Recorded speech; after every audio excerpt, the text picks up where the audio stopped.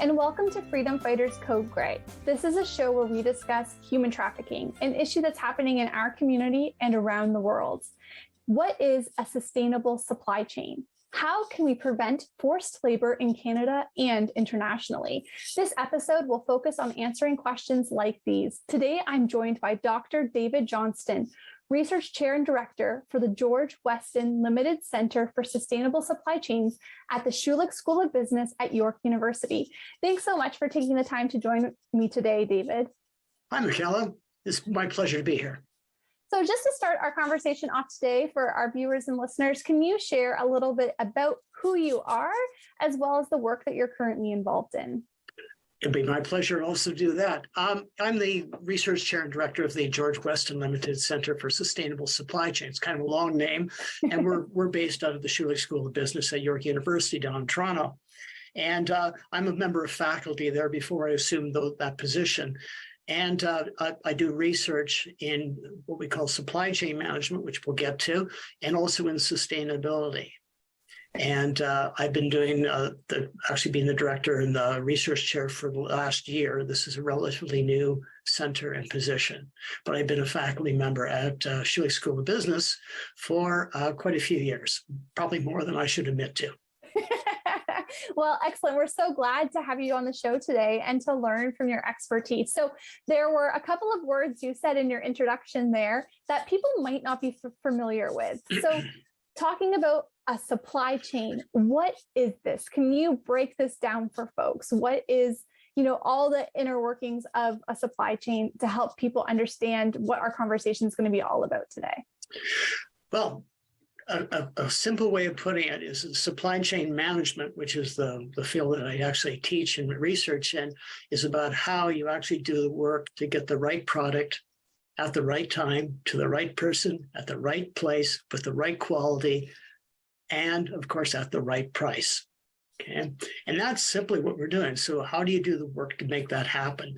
And it involves a lot of coordination between different organizations to take something from a raw material and put it on the shelf. So, of course, we all became very familiar with supply chain management during the pandemic when we started to have shortages, whether it was, personal protection, face masks, whether we ran out of bread flour because we all took up baking suddenly for some unknown reason, or as we got further down and we started to realize that, bringing things back from shutting them down during the COVID-19 actually meant that basically suddenly we were running out of things like chips to build cars or building materials and that sort of thing. So supply chain, though, has always been concerned about getting the right product, right time, right place, right person at the right price and right quality.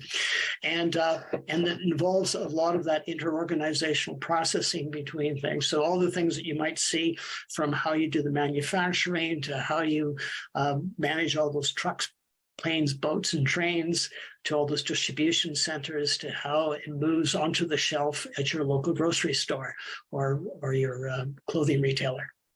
The way that you just broke that down was so helpful. And I really appreciate the examples you gave about how the pandemic really impacted supply chains, because I think more than ever, when I'm having conversations with people day to day, people are aware of how the supply chain is impacting their day-to-day life, because maybe there's a shortage on infant Tylenol or toilet paper, and these different things are happening in our society that maybe people haven't been quite so aware in the past. Now, in the center that you work at currently, there's the word sustainable, and we hear the word sustainable, I think, more and more, whether it's, being aware and conscientious of the environment and how we're caring for it. But a sustainable supply chain, can you help break down what that means, and how does that differ from just your average day-old supply chain? Yes, well, sustainability is a pretty broad topic, and a lot of people read into that topic. So it really does help to have some definitions. But in the case of, remember, I just told you a little bit about what supply chain management's about. Of course, think of all those decisions that are involved with that. And when you're thinking sustainably, you're thinking not only in the short term, what's expedient to do to get product on the shelf, but also what's the long-term consequences of it. So sustainability is a lot about thinking about the long-term consequences of the decisions we make in business, and particularly thinking about the long-term impact on more than one stakeholder. So just not investors, for instance, or customers, but also thinking about what's the impact going to be on employees, what is it going to be on suppliers, what is it going to be on the community in which companies operate, or in organizations, because they're also not-for-profits and government organizations have supply chains, and trying to make sure that we think in the long term what the consequences, because if we lose those stakeholders' involvement and approval and patronage in the case of customers, we suddenly go out of business and we cease to be sustainable. Now, the other stakeholder is in this that usually doesn't have a direct voice is the natural environment, which we all depend on for our public health and sustenance. And so, of course, that's the other part of sustainability. What is the long-term impact of our decisions upon all those people and, of course, the natural environment? And I think the part about the people, how the supply chain is impacting people, is where this really intersects with our discussion around human trafficking on this show. And so there is a type of trafficking called forced labor, which we know is happening, unfortunately, around the world as it relates to businesses who are not treating workers equitably. So could you shed light on what exactly is forced labor? Because some of our viewers might not know or may not have never heard that term before. So forced labor, and let me just kind of work with a definition that might help a little bit. And actually, this definition, by the way, comes from the 1930s, and it's the one that's used by the International Labor Organization, which is a part of the UN. And it's the formal definition is all work or service which is extracted from any person under the menace of a penalty, and for which the said person has not offered themselves voluntarily. So it has two elements. It's work that's done under coercion and is involuntary. And that's kind of the definition that we work with to describe forced labor. And it's interesting, and we're going to talk about forced labor specifically today, is part of a larger discussion that maybe some of your viewers have encountered, talking about modern slavery. And interesting enough, this whole area is also often associated with forced marriage and some of those human rights issues that are involved. But we're going to focus on the forced labor side of it, I believe, today.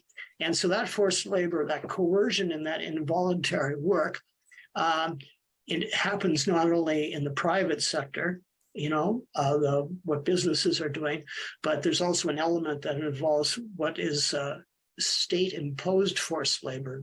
It's people having to do work which is coerced and involuntary in places like prisons, work camps, or in other state-run organizations. So that's kind of in an overview where it comes from. And we can talk a little bit more about how extensive it is. But right now, roughly estimated, there's around the world, there's probably in excess of 25 to maybe 30 million people that are doing forced labor, or about 3 out of 1,000 people doing laboring today are what we would be defined by that International Labor Organization definition as being forced labor. Wow, those are some staggering statistics. I'm wondering, when you talk about this number of people who are in situations of forced labor, when we look at the demographics of those types of people, could you shed light on that? Is it mostly men or women? Are children impacted by forced labor around the world? Could you shed some light on that? Sadly, all the people that you mentioned are affected by forced labor. The majority of those people are men, but a significant portion are women. And of course, depending on what sector of the economy, public, private, specific industries, that number of people shift. For instance, in some services, there's more women that are in forced labor situations. The most saddest situation for most of your viewers would be, of course, the minority of that 27 or so plus million people that are involved in forced labor. There's maybe maybe about 10% of them are children. And, that is across a number of sectors, some sectors being worse than others. And in certain geographic areas, it's worse than others. And go ahead, please. You've mentioned different types of sectors that unfortunately use forced labor in their different endeavors. Could you help explain to our viewers maybe what are some of those businesses? What are some of those organizations that have used forced labor practices just at the everyday kind of level for people to help connect with, well, who's doing this? Who is forcing people to work without pay or in unsafe conditions? Well, most of us remember the Rana Plaza incident in 2014, where basically in Bangladesh, basically a garment factory collapsed, killing the workers inside. And of course, what came out of the investigations for that was, of course, that there was working conditions that were unacceptable and no person would willingly work there. And then, of course, we began to realize that there was other issues, as you've mentioned, issues about, not having a sustainable wage there, and some questions about whether certain kinds of people should be there. Now, in the Rana Plaza, there wasn't necessarily child labor issues, but in other garment factories, there has been issues with children employed. Also, certain sectors such as the agricultural supply chain has been impacted by the fact that there are forced labor situations there. So the manufacturing area, the agriculture area, construction.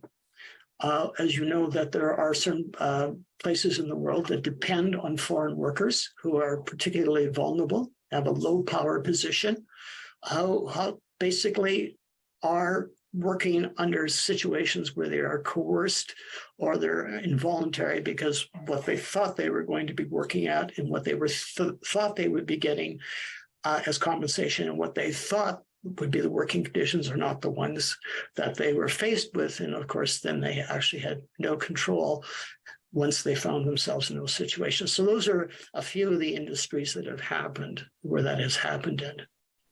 Wow. Why do you think that consumers, people who are listening today, who are purchasing garments, for example, or different items, why should they take an interest in businesses that are engaging in forced labor practices? Obviously, there's an ethical component here. None of us would like the sound of the fact that we have children being coerced to do involuntary labor. That one, even though that's the minority of forced labor situations, we also have a lot of empathy for people that are basically forced to do work that's not enjoyable and affects their overall satisfaction with being alive and participating in your community. But the other argument I would make to you, in which maybe we might go into a little further detail, is I just believe it's bad business. It's not very good for the consumer, the end consumer, and it's not very good for the business who's trying to be profitable, because it introduces uncertainty and potential source of disruption to their supply chains. Well, David, thank you so much for taking the time to share your expertise with us today. I'm looking forward to continuing this discussion after we take a short break.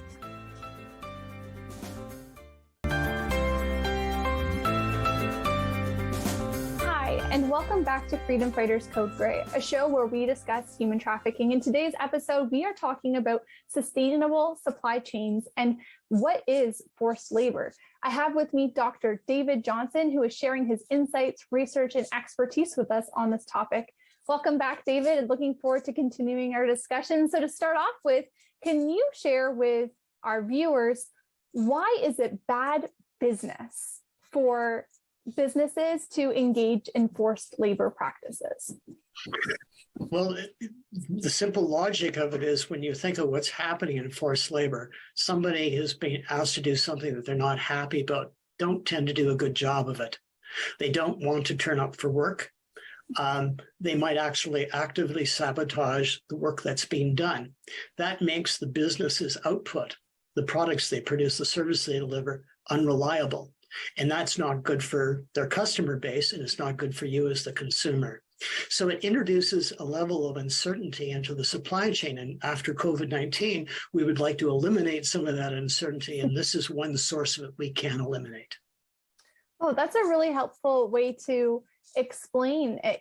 I think we often think about issues like this from an ethical point of view, and we can agree that it is wrong to force someone into an unsafe and an unequal labor situation. But to talk about how it's actually bad for the business that's operating it is an interesting way to look at this. And we have research too, Michaela, if I can just interject there, that basically companies that actually deal with things like the safety of their employees and consider their needs actually perform better profitability-wise too, and do better at operational results. So there's a synergy between having folks that are there voluntarily and don't have to be coerced to show up, and because they feel safe, they're compensated, and they find the work rewarding. I think that's so important to communicate, right, to business owners, that healthy and safe workplaces actually benefit businesses in the long term. And that's what we've been using, in our discussion today as well, talking about the long-term sustainable impacts of supply chains. Can you give an example of how forced labor was used in an industry locally here in Canada? And the way you phrase it is perfect, because we tend to think about forced labor and human slavery and those kind of issues as something that doesn't happen in Canada. It happens in Canada, and it happens every day in Canada. Here in Simcoe County, we have something that was in the newspaper about basically migrant laborers in the hospitality industry being under a forced labor situation. So it does happen here. And it happens, as I said, there's numerous examples happen here in Canada, both in agriculture and the hospitality industry, where we tend to have poorly paid workers who basically are in a poor power position relative to their employer, who are exploited. So what can be done about this? What can we do to strengthen the safety of workers and businesses and prevent forced labor in Canada, here in Canada, as well as internationally? I know that there's probably different responses if we're looking just at Canada and internationally, but can you take time to explain, what can we do about this? Well, we need to be vigilant. So taxpayers need to tell their governments that it's important that you don't buy, as the public institution, buy from organizations that basically support forced labor or have forced labor practices. And consumers, of course, should ask, where does our products come from that we're consuming, and how are they produced? By whom are they produced? Are those companies reputable? Do they have fair work practices? Do they actually have any incidents of forced labor? So you have power as a taxpayer, you have power as a consumer to ask questions about where stuff comes from. And there's often a long supply chain. The key thing, though, enabling that for you to get answers is there needs to be transparency in supply chains. That means that companies are accountable and can tell you and are expected to tell you how and when and where those products are made. So to that, in that regard, the federal government here in Canada is making progress to what it was originally a private member's bill called S111. That's to introduce inspection at the border for incoming goods for certain companies over a certain size, and that says that you have to document whether there is a possibility of forced labor. This is already done in the United States, who is one of our NAFTA trading partners. So it means that it ripples through to us, that we would be expecting to follow suit. And in their case, I believe it was last year, they had 1,400 examples where they interdicted shipments coming into the United States, where there was issues with regards to forced labor being used in the manufacture of those goods. And that's what I mean by transparency, being able to have an audit trail or be able to track where products are coming from, who was involved in its manufacturers, under what conditions, what working conditions, what employment conditions. And that's something that would help consumers and governments acting upon the behalf of consumers to be able to track this and to be able to make some decisions about who might be allowed to operate and who might be allowed to do business here in Canada. I think that transparency is absolutely key to helping consumers make informed choices, because I can even relate personally when you start to explore, where was this product made? Who made it? What are the ethical principles of this business? It can be very, very difficult to find this out. So I'm grateful to hear that there is work underway to help ensure that consumers can make more evidence-informed decisions. Now, you mentioned something about taxpayers can reach out to their government to say that sustainable supply chains are important to them. Could you help maybe give, one idea or suggestion of how a viewer could engage with their government locally to, if they're listening today saying, yeah, I don't want to buy things where, children have been forced to make it. I don't want to buy things from men and women who have been in forced labor situations. What can they do to interact with their government here in Canada?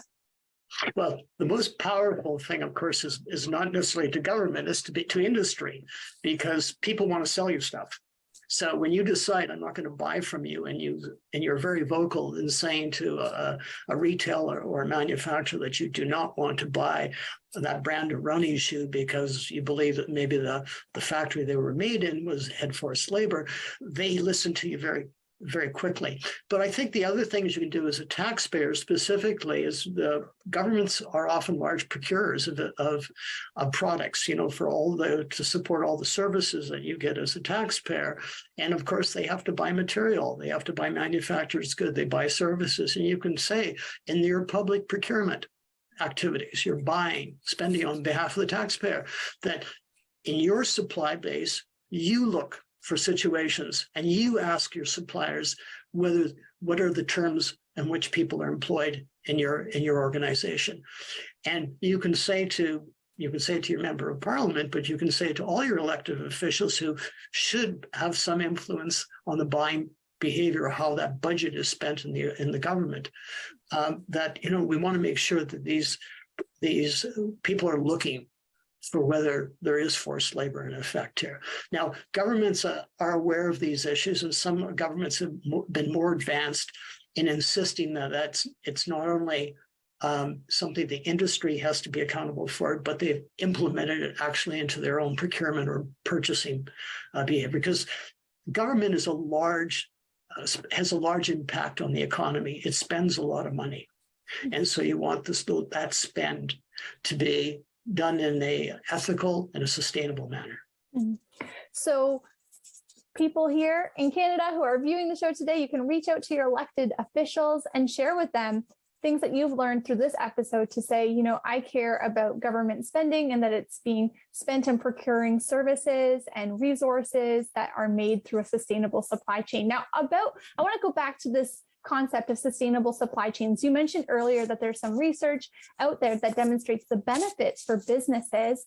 What about the people involved? How do sustainable supply chains care for people, and how do they actually prevent harms from taking place in the workplace, such as forced labor? So the sustainable supply chain means that you actually have sustainable human resource policies, right? And as I said, it's very difficult to run a reliable supply chain if people are always fearful that they're going to be hurt, or they're upset that they're not getting compensated, and they've got other things on their mind like providing for their families. So that alone should focus the minds of businesses to invest in dealing with forced labor. But in general, how sustainability is related to forced labor. Obviously, when you think of sustainability, it's the simplest way of thinking of it for some people is people, planet, and profit, right? What they call the triple bottom line. And of course, forced labor speaks to the basic nature of people, and particularly that one stakeholder in that's so important, which is employees, right? But all the other stakeholders are not crazy about being involved in situations where forced labor is being used, whether it's the customer whether it's the supplier, whether it's the community, right? So obviously there's a tie-in with the people. The environmental part, with the natural, which tends to be about the natural environment part of it, of course, is there a direct link between forced labor and say greenhouse gas emissions? Well, one of the issues, of course, with forced labor is it's not a particularly productive source of production. It's just cheap because it's in the short term, you don't see the full costs of it on your supply chain. But anything that's not very productive tends to be inefficient, and inefficient means a bigger draw on natural resources, waste more stuff, emits more emissions like CO2 and that sort of thing. But the real thing to hone in is sustainability when it comes to forced labor is it makes people be less than what they're capable of doing. And this makes the supply chain less efficient and less productive, and our prosperity is impacted by it. If I can put it in those kind of general terms.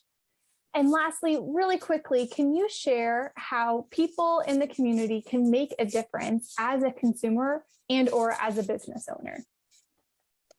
So always ask the question, where does this product or service come from? Who does the work? Under what terms do they do the work? And then you're drilling down here further and further. What do they get paid? What is the working conditions like? Are they safe?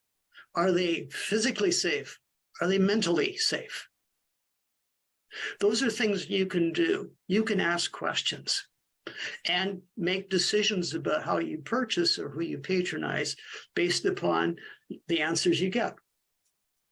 Now, what might be the catch-22 for a lot of companies or businesses is this is a new way of being asked those questions that has not been a norm, but it's becoming more and more the norm.